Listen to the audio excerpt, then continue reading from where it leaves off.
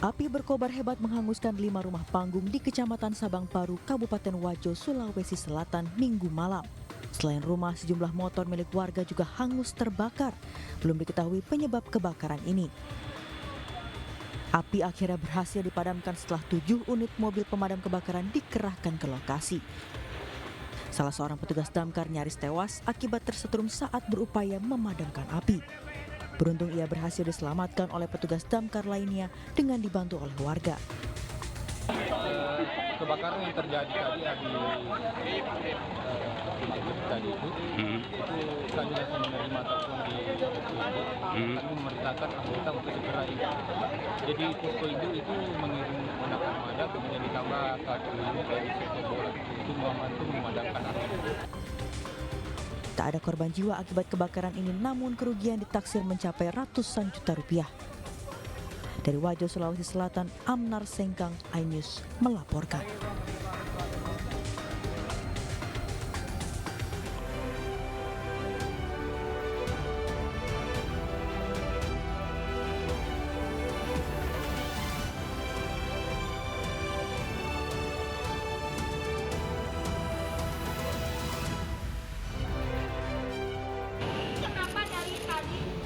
Ya, Gubernur Jawa Tengah Ganjar Pranowo diprotes oleh ibu hamil lantaran jadwal kereta di stasiun Tawang, Semarang tidak jelas.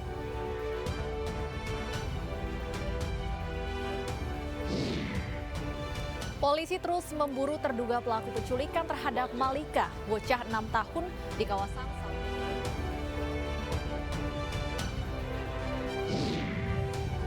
Tanpa mengenakan masker, Presiden Joko Widodo berkunjung ke Pasar Tanah Abang, Jakarta Pusat.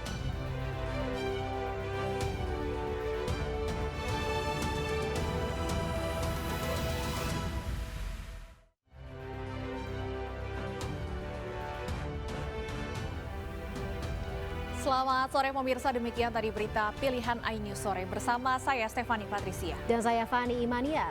Pemirsa, seorang ibu hamil marah dan sejumlah penumpang lainnya protes lantaran jadwal keberangkatan kereta di stasiun Tawang, Semarang tidak jelas. Hal tersebut merupakan imbas dari banjir yang mengepung kawasan Semarang.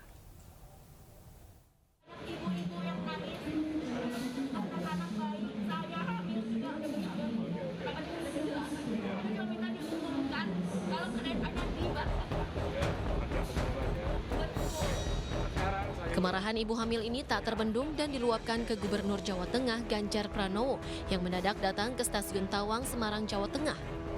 Aksi protes ini terjadi lantaran kereta api Argo Muria jurusan Jakarta yang akan dinaikinya tak jelas jadwal keberangkatannya. Jika sesuai jadwal, kereta akan berangkat pukul 16 waktu Indonesia Barat. Namun setelah menunggu 1 jam lebih, kereta api tak kunjung berangkat. Sementara penjelasan mengenai penundaan jadwal tersebut tidak diinformasikan petugas.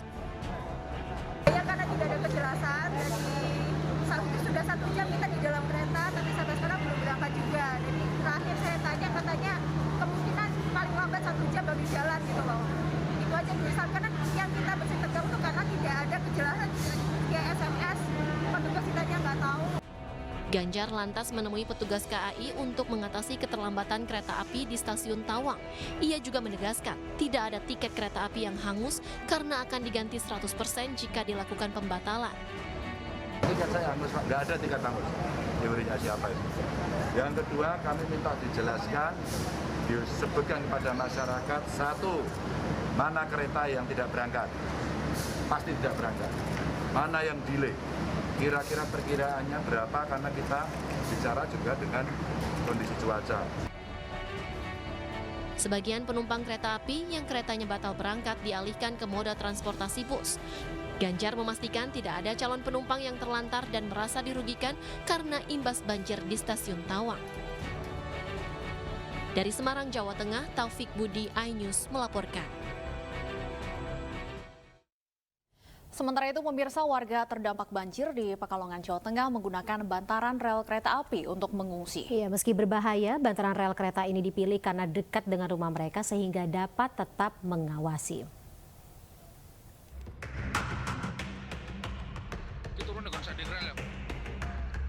Inilah suasana pengungsian di bantaran rel kereta api yang digunakan sebagian warga Kecamatan Tirto, Pekalongan, Jawa Tengah untuk mengungsi. Abdurrahman, salah satu warga, terpaksa membangun tenda darurat seadanya yang berjarak hanya 2 meter dari rel kereta api sebagai tempat tinggal sementara. Banjir yang merendam rumahnya membuatnya tak bisa beraktivitas. Pinggir rel kereta api ya. Kenapa? Ya soalnya nggak punya. Nggak, di dalam udah nggak bisa lagi ya? Nggak bisa. Jadi di dalam itu sudah 1 meter lebih. 1 meter lebih ya? Nah itu TV juga sudah saya angkat semua. Polka saya genjel-genjel semua. Jadi ini kalau ada kereta api gimana Mas? Apa nggak takut? Ya nggak apa-apa, sudah biasa. Sudah biasa? Sudah biasa nggak apa-apa. Sementara itu ribuan warga terdiri dari bayi hingga orang dewasa berdesakan memenuhi pengungsian yang tersebar di aula kecamatan, masjid, dan sekolah. Hingga saat ini warga masih menunggu bantuan dari pemerintah, di antaranya air bersih, makanan, pakaian, susu, dan popok bayi. Mau gimana?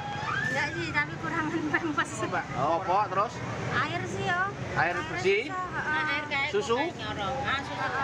Susu terus apa lagi? Minyak kayu putih. Selimut, minyak, Kayu putih. minyak hangat ya, biar hangat ya. Kecamatan Tirto merupakan lokasi terparah di Kabupaten Pekalongan yang terendam banjir setinggi hampir 1 meter. Dari Pekalongan, Jawa Tengah, Suryono Soekarno melaporkan. Ya, masih terkait banjir pemirsa, seorang pria tewas tersengat listrik saat banjir di Kabupaten Sampang, Jawa Timur. Jenazah korban ditandu warga untuk dibawa ke rumah sakit terdekat.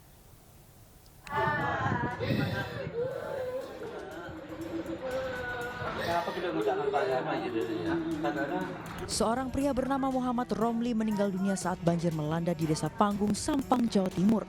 Tingginya debit air sempat membuat jenazah sulit dievakuasi.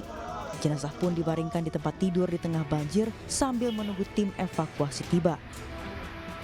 Warga sekitar menandu jenazah keluar dari kepungan banjir yang tingginya sekitar 50 cm. Korban pun langsung dibawa ke Puskesmas Kemuning. Dari hasil pemeriksaan diketahui kondisi tangan kiri korban terluka. Dugaan sementara korban meninggal akibat sengatan aliran listrik saat banjir. Bahwa dia pamit keluar, ambil cesan atau ambil apa, ternyata tidak kembali, akhirnya dia lihat ternyata sudah 1 jam dia kembali dan dia melihat, keluarganya melihat ternyata sudah mengambil. Kini jenazah korban telah diantarkan ke rumah duka untuk dimakamkan, sementara banjir di rumah korban pun sudah mulai surut. Dari Sampang, Jawa Timur, Fatur Rahman, iNews melaporkan. Kemudian Yosua mengancam Yang Mulia. Dia kemudian melakukan perkosaan terhadap istri saya. Saya tahu kapan kamu bohong, kapan enggak. Cerita kamu nggak masuk di akal. Kalian karena buta dan tertuli, makanya saudara tidak mendengar dan tidak melihat.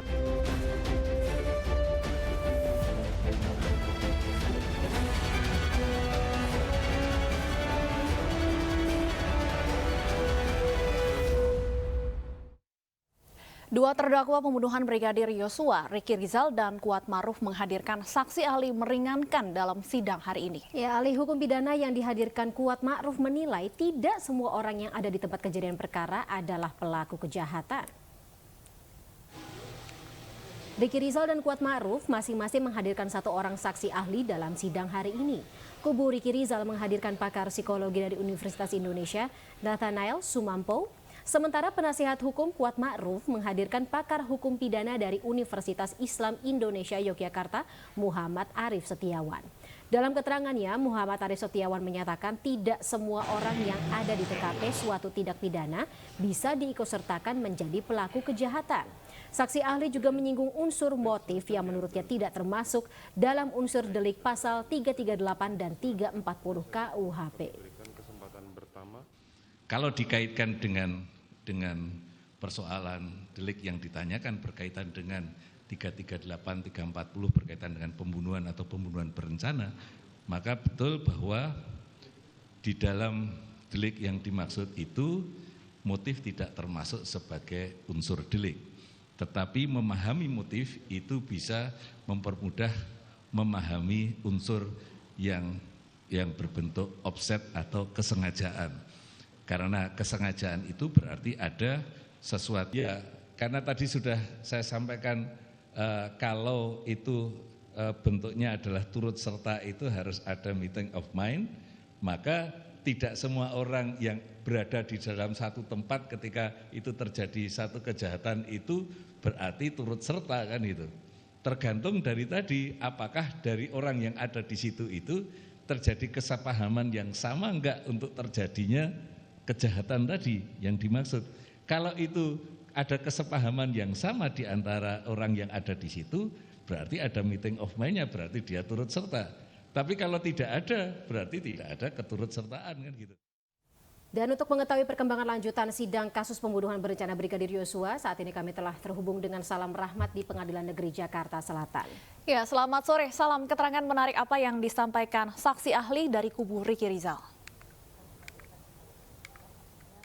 Ya baik, selamat sore Stefani dan juga pemirsa. Pemeriksaan terhadap saksi ahli meringankan dalam kasus pembunuhan berencana Brigadir Yosua Huta Barat untuk dua terdakwa yakni Ricky Rizal dan juga Kuat Ma'ruf ini sudah rampung diminta keterangannya oleh jaksa penuntut umum dan juga majelis hakim.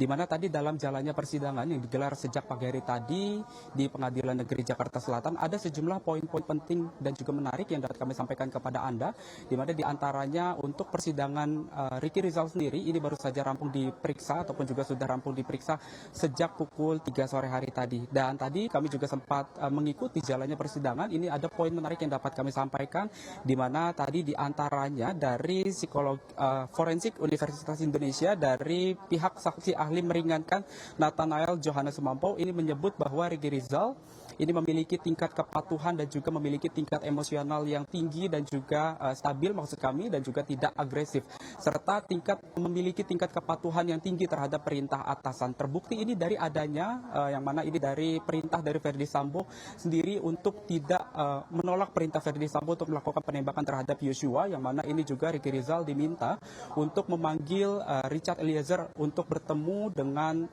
Verdi Sambo, di mana tadi juga dalam penyampaian informasi yang disampaikan itu disebut bahwa Ricky Rizal ini tidak menyampaikan informasi terkait dengan perihal penembakan tersebut yang sudah direncanakan oleh Verdi Sambo kepada Richard Eliezer, lantaran dirinya ingin Richard Eliezer ini mengetahui sendiri informasi yang disampaikan oleh Verdi Sambo terkait dengan penembakan terhadap Brigadir Yosua Huta Barat.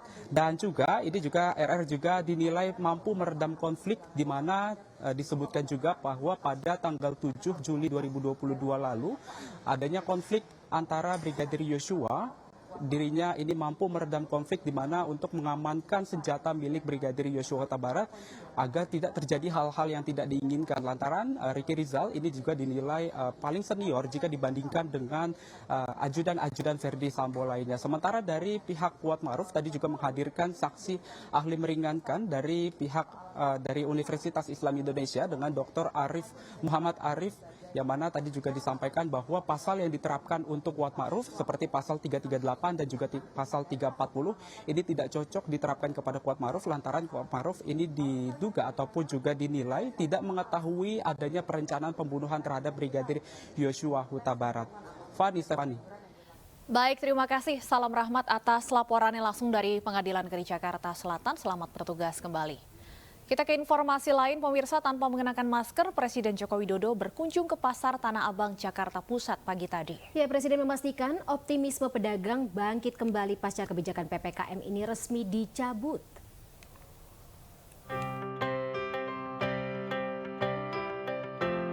Presiden Joko Widodo meninjau Pasar Tanah Abang Blok A Jakarta Pusat pasca pencabutan kebijakan PPKM Desember lalu. Didampingi PJ Gubernur DKI Heru Budi Hartono, keduanya tidak menggunakan masker saat berkeliling dan berbincang dengan para pedagang. Melalui kunjungannya, Presiden ingin memastikan aktivitas perekonomian pada sektor real berjalan baik. Saya melihat dan ingin agar optimisme itu kembali di tahun 2023, karena di tahun 2022 juga sebuah tahun yang tidak mudah, sebelumnya juga jauh dari kemudahan, sehingga kita harapkan di tahun 2023 ini ada optimisme karena PPKM sudah dicabut. Presiden juga menyatakan optimisme para pedagang mulai bangkit kembali pasca dicabutnya kebijakan pembatasan kegiatan masyarakat atau PPKM. mudah-mudahan pasar lebih ramai lagi Kak dulu kan. Kemarin pas PPKM kan pasar sepi juga, harus pakai masker, orang masuk susah juga. Itu harapannya ya bisa meningkat lagi lah penjualan kita nanti. Itu kan masih kondisi dalam kita masih pakai menggunakan masker gitu kan, jadi kayak customer yang datang tuh kayak masih takut, jadi kita kayak lebih kencang ke online. Tapi kalau sekarang banyak yang terjun langsung ke pasar. Tinjauan ke Pasar Tanah Abang dilakukan Presiden usai meresmikan pembukaan perdagangan Bursa Efek Indonesia tahun 2023. Presiden optimis pertumbuhan ekonomi Indonesia pada 2023 mampu berada di atas 5%. Dari Jakarta, Abdul Aziz, iNews melaporkan. Ya, sementara itu pemirsa, kepolisian masih menanti hasil tes DNA dari jasad wanita termutilasi di sebuah kontrakan di Kabupaten Bekasi, Jawa Barat. iNews Sore akan kembali dengan informasi selengkapnya sesaat lagi.